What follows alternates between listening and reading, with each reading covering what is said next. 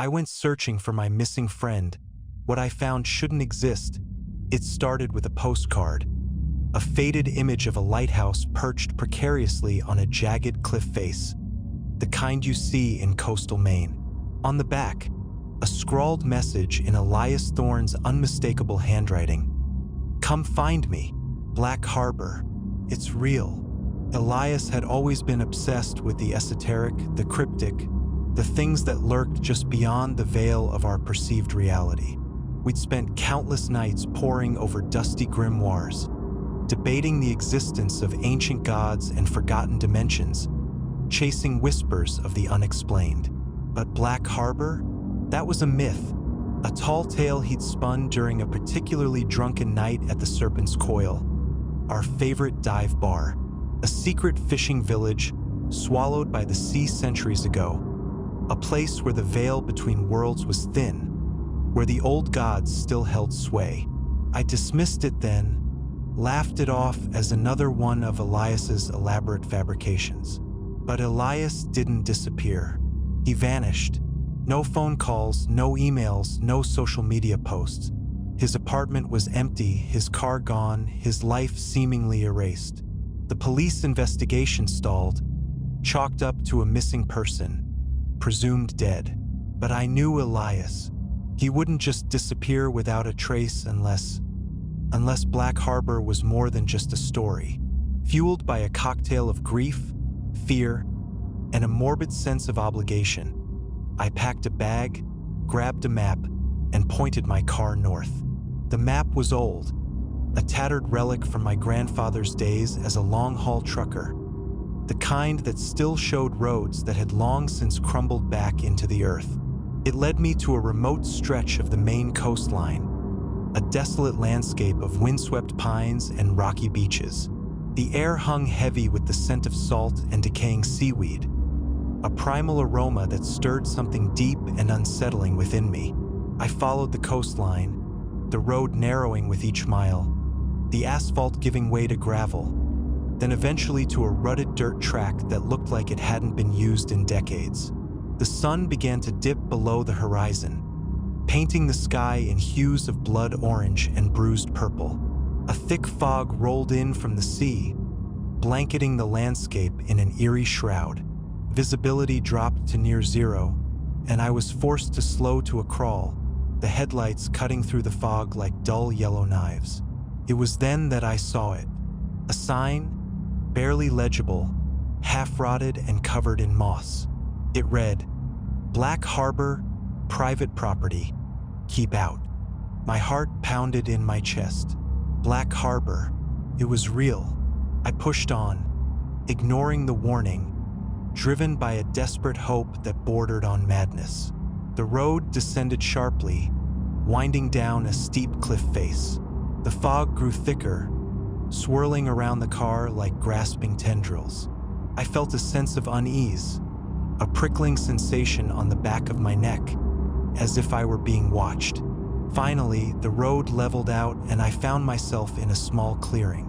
Before me lay a sight that defied logic, a vision that shattered the foundations of my sanity. Black Harbor. The village wasn't buried beneath the waves. It was different. It existed in a pocket, a bubble of reality somehow detached from the rest of the world. The buildings were ancient, constructed from dark, sea-worn stone, their roofs thatched with seaweed. Strange symbols were carved into the walls, symbols that resonated with a primal dread deep within my soul.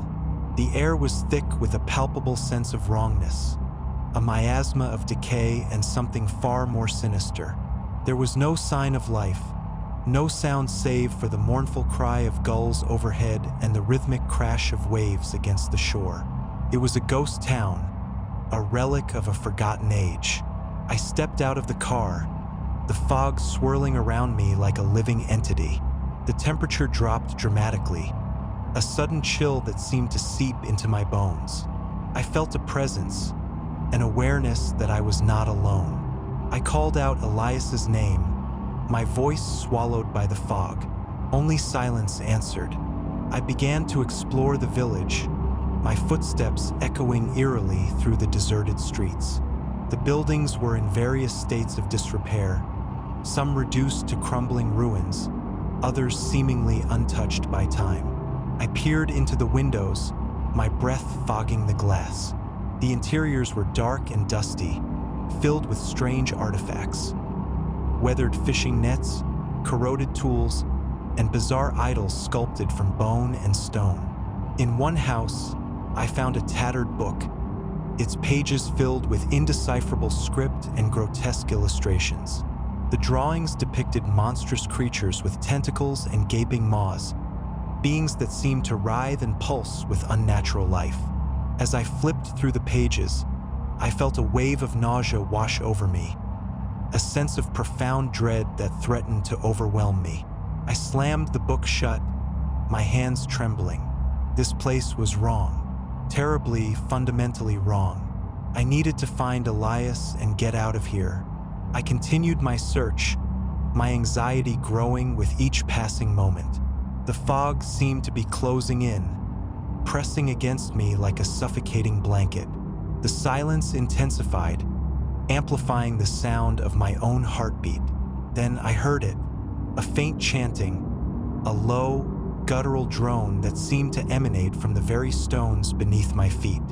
It was coming from the center of the village, from a large, imposing structure that resembled a church or temple. I approached cautiously, my hand instinctively reaching for the pocket knife I always carried. The chanting grew louder, more insistent, filling the air with a sense of dread and anticipation. I pushed open the heavy wooden doors of the temple and stepped inside. The interior was dimly lit by flickering candles, their flames casting long, dancing shadows on the walls. The air was thick with the smell of incense and something else, something foul and sickeningly sweet. A group of figures stood in a circle, their faces hidden by hooded cloaks. They were chanting in a language I didn't recognize, their voices rising and falling in a hypnotic rhythm. In the center of the circle, on a stone altar, lay a figure bound and gagged. It was Elias. My blood ran cold. "Elias!" I shouted, rushing towards the altar. The chanting stopped abruptly. The hooded figures turned towards me, their faces still hidden in shadow. A tall figure stepped forward, its voice raspy and unnatural. "You should not be here," it hissed. "This place is not for you. Let him go," I demanded, brandishing my knife. The figure chuckled, a dry, rattling sound that sent shivers down my spine. "He has chosen to be here. He has embraced the truth." "The truth?" I scoffed. "What truth? This is madness." "The truth," the figure said, "is that the veil is thin here. The old gods still listen, and they demand tribute." The figure raised its hand, and the other hooded figures began to chant again, their voices growing louder and more frenzied. The candles flickered violently, casting grotesque shadows on the walls. The air grew heavy, charged with an unnatural energy. I felt a presence, something vast and ancient, watching me from the darkness. "We offer them what they desire," the figure said, "and in return, they grant us power." The figure gestured towards Elias. "He will become one with them. He will transcend the limitations of this world." "No!" I screamed, charging towards the altar. The hooded figures moved to intercept me, their cloaks swirling around them like dark wings. I slashed at them with my knife, but they seemed unfazed, their movements unervingly quick and fluid. One of them grabbed my arm, its grip like iron. I struggled against it, but it was too strong. It dragged me drove me to the brink of madness. The old gods were real, and they were hungry. The light faded and the shaking stopped. I lay on the altar, gasping for breath, my body aching all over. I looked at Elias. He was gone. In his place was a pulsating mass of flesh and tentacles, an abomination that defied description. It writhed and pulsed, its surface covered in eyes that stared at me with malevolent glee. The hooded figures bowed before it, chanting its name. It was one of the old gods, and I was trapped in its domain. I tried to move, but my limbs were heavy and unresponsive. The abomination turned its attention to me, its tentacles reaching out to caress my face. I felt a cold, slimy touch, a violation that went beyond the physical. It was probing my mind, searching my memories, devouring my soul. I screamed, but no sound came out. I was being consumed, assimilated into its being. I was becoming one with the old gods. Then, just as I was about to lose consciousness, I saw a flicker of light. A figure emerged from the shadows, its face hidden by a wide-brimmed hat. It held a strange device in its hand, a contraption of brass and wires that hummed with an unnatural energy. It pointed the device at the abomination and pressed a button. A beam of energy shot out, striking the creature in the chest. The abomination shrieked, a sound that shattered the air. It writhed and convulsed, its tentacles flailing wildly. The hooded figures scattered, their chants turning into screams of terror. The figure with the hat turned to me and offered a hand. "Come with me," it said. "We have to get out of here." I took its hand and it pulled me to my feet. My body was weak and shaky, but I managed to stand.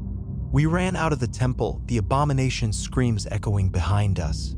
We didn't stop running until we reached the edge of the village, the boundary where Black Harbor met the normal world. The fog thinned and the air grew clearer. I could breathe again.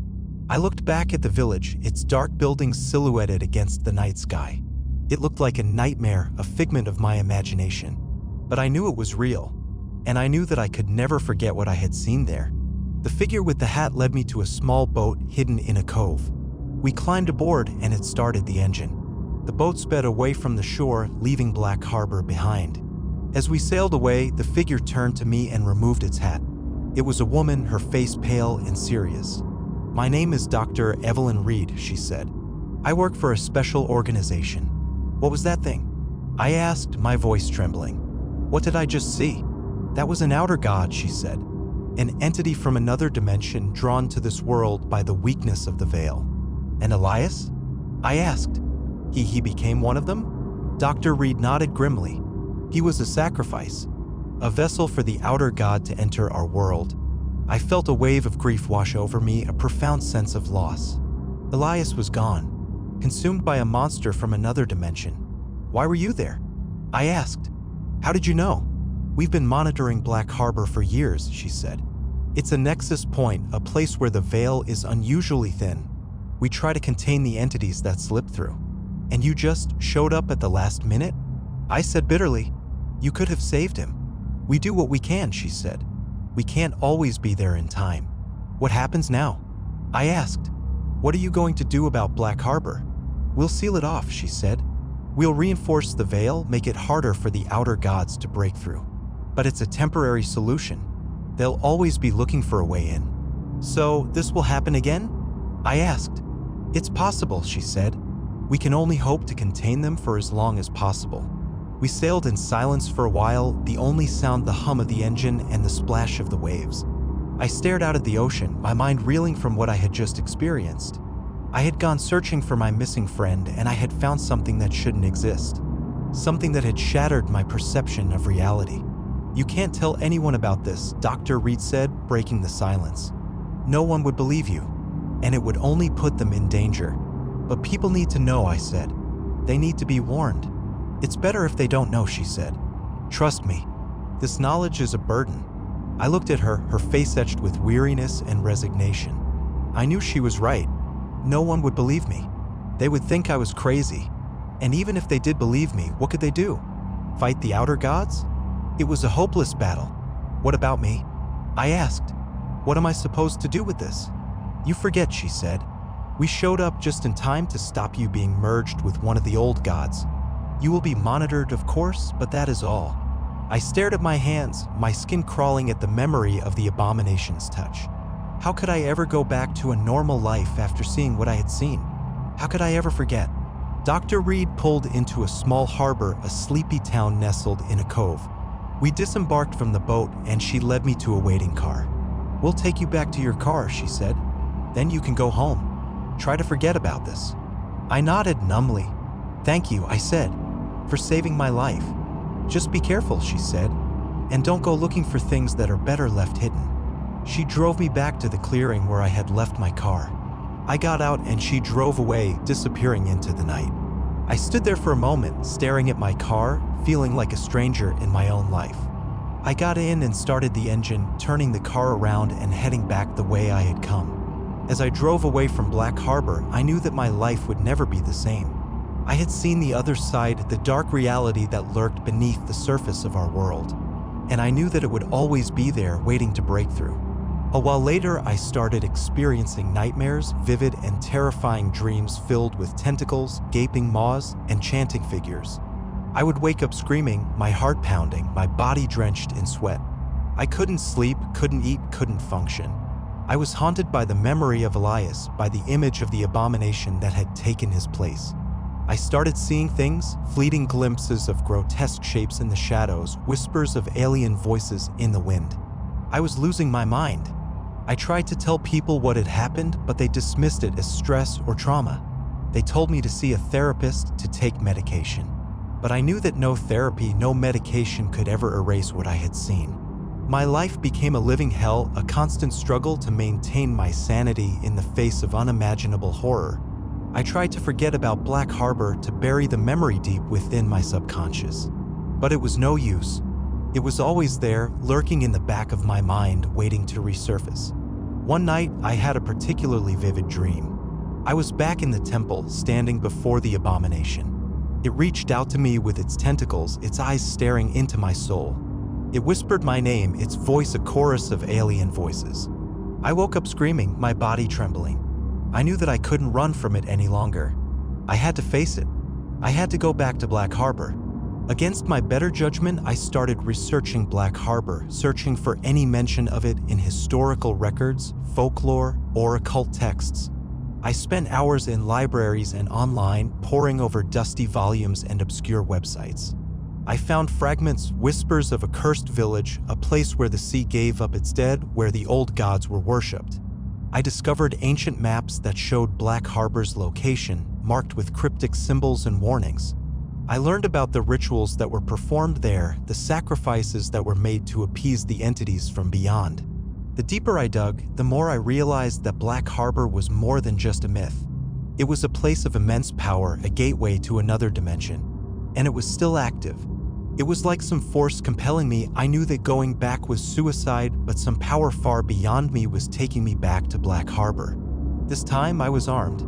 I spent weeks preparing, gathering